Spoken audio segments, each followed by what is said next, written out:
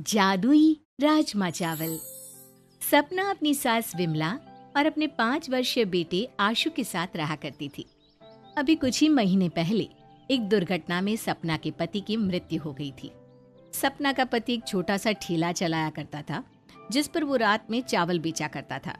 ऐसे ही एक दिन, माँ जी, घर की आर्थिक स्थिति बिगड़ती जा रही है, इसलिए मैंने फैसला ले लिया है कि अब से राजू जी के राजमा चावल का ठेला मैं चलाऊंगी।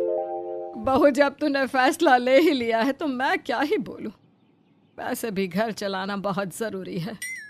इस तरह से सपना अगले ही दिन से राजू का ठेला ले जाकर उसी जगह पर राजमा चावल बेचने लगती है जहां राजू बेचा करता था।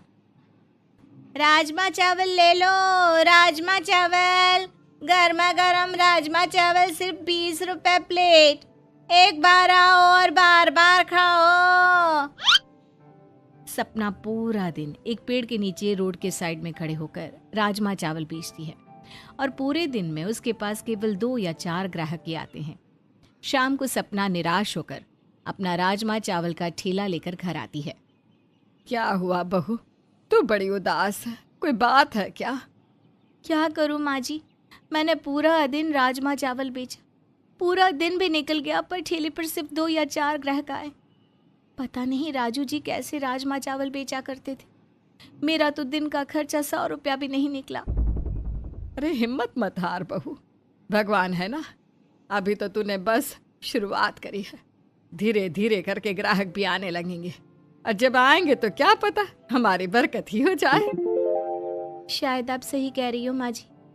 वैसे राजमा चावल काफ़ी सारे बचे हुए हैं, मैं सोच रही हूँ कि हम लोग वही खा लें। सपना, उसकी सास और उसका बेटा आशु राजमा चावल खाते हैं और सो जाते हैं। अगले दिन वो थोड़ी सी ही राजमा चावल बनाती है।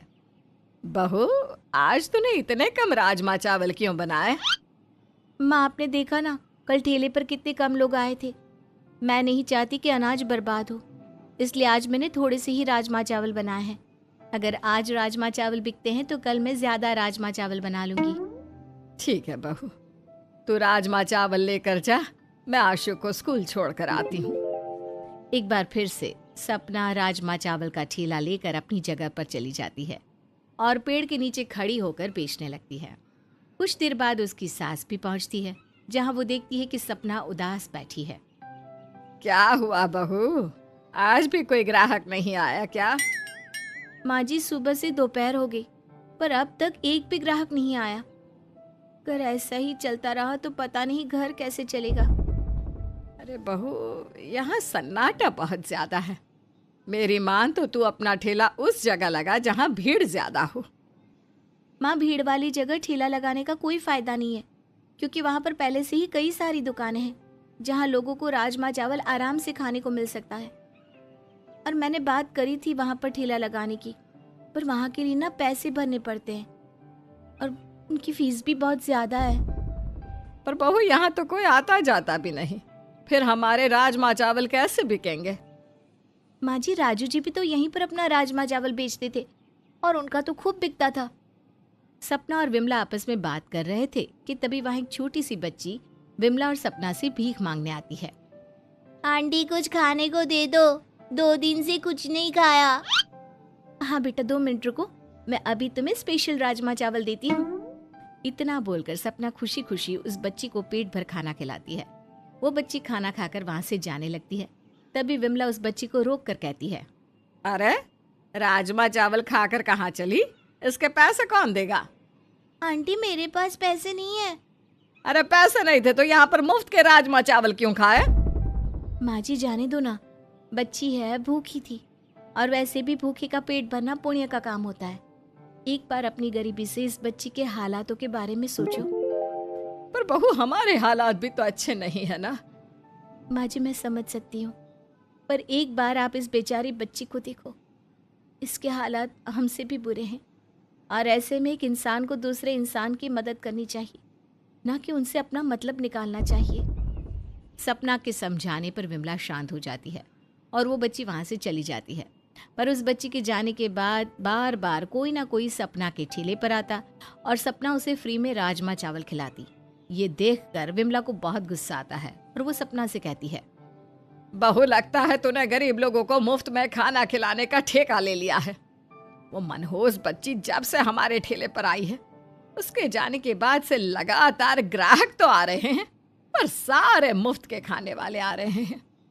किसी के पास पैसे नहीं होते तो किसी का पर्स चोरी हो जाता है, तो किसी के पास लाचारी होती है। जी शांत हो जाइए। ये सोचिए कि जहाँ हमारे ठेले पर एक भी ग्राहक नहीं आ रहा था, वहाँ लोगों की भीड़ तो जमा होने लगी। और वैसे भी ये राजमा चावल कल सुबह तक खराब हो जाते, उससे तो अच्छा है ना कि किसी के पेट में चले गए। सपना जब अपनी सास से इस बारे में बात कर रही थी, उस समय एक साधु महाराज सपना के ठेले पर खाना खा रहा था। सपना की दरियादिली देखकर साधु सपना को राजमा चावल के पैसे देता है और कहता है, बेटा, अपना दुख भूलकर तुमने यहाँ आए हर भूखे इंसान का पेट भरा है। तुम्हारी ये दरियादिली देखकर मैं अति प्रसन्न हुआ। धन्यवाद साधु महाराज। साधु महाराज, मैं आपसे ये पैसे नहीं ले सकती क्योंकि आप एक साधु हैं। कोई बात नहीं बेटा, तुम इन पैसों को रख लो और मुझसे एक मंत्र भी सीख लो। और जब भी तुम राजमा चावल बनाने बैठोगी तो राजमा चावल बनाने के बाद उस मंत्र का जाप करना, जिससे तुम्हारा राजमा चावल जादुई हो जाएगा। क्या जादुई राजमा चावल? हाँ बच्ची, तुमने बिल्कुल सही सुना। उस मंत्र को पढ़ने से तुम्हारा राजमा चावल जादुई हो जाएगा। तुम सिर्फ 1 किलो राजमा चावल बनाना, फिर देखना जादुई राजमा चावल का कमाल। तुम पूरे दिन राजमा चावल बेचती रहोगी पर वो खत्म ही नहीं होगा, और उसकी खुशबू इतनी ज़्यादा होगी कि कोई भी भूखा इंसान खुद को रोक नहीं पाएगा और अपने आप आकर तुमसे तुम्हारा राजमा चावल लेगा। इतना बोलकर साधु महाराज सपना को एक मंत्र सिखाते हैं, जिसके बाद सपना घर जाती है और अगले दिन राजमा चावल बनाने के बाद जब अपना ठेला अपनी जगह पर लाती है तो राजमा चावल बेचने से पहले उस मंत्र का जाप करती है। तंत्र मंत्र साधु का तंत्र, जिसे जपूं मैं बार बार, ताकि बने मेरा राजमा चावल बार बार। बहू, तूने मंत्र का जाप तो कर लिया, पर मुझे डर लग रहा है कि अगर हमारे राजमा चावल जादू ही नहीं हुए तो क्या होगा। मां, हिम्मत मत हारिए और भरोसा रखिए। सपना की इतना कहते ही थोड़े से बनाए हुए राजमा चावल की क्वांटिटी इतनी बढ़ जाती है और उसकी खुशबू हवा में इस कदर फैलती है कि वहां आसपास खड़े सभी लोग अपने आप ही सपना के ठेले पर आकर राजमा चावल खाने लगते हैं। बहू, ये तो सच में ही चमत्कार हो गया। हमारा कहानी राजमा की चावल सीख। तो सच में जादुई हो गया।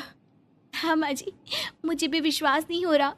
कहाँ हमारे ठेले पर एक भी ग्राहक नहीं आता था और आज हमारे ठेले पर ग्राहकों की भीड़ जमा है। बहू, ये सब तेरे अच्छे कर्मों का नतीजा है। तूने बहुतों का पेट भरा ना, इसलिए उन गरीबों ने तुझे दुआएं दी और साधु महाराज ने तुझे वो मंत्र सिखाया। माँ जी, आप शायद बिल्कुल सही कह रही हो, पर जो भी हो, मैं साधु महाराज का ये एहसान कभी नहीं भूलूंगी। आज उनकी वजह से मेरा राजमा चावल बिक रहा है। अब सपना अपनी सास विमला के साथ अपने जादुई राजमा चावल इसी तरह से बेचती है और समय मिलने पर साधु महाराज से मिलने उनके आश्रम जाती है। समय यूं ही बीतता है और देखते ही देखते सपना की गरीबी और उसकी सारी परेशानियां भी खत्म हो जाती है, जिसके बाद सपना अपने बेटे आशु को भी एक अच्छे स्कूल में पढ़ाने लगती है।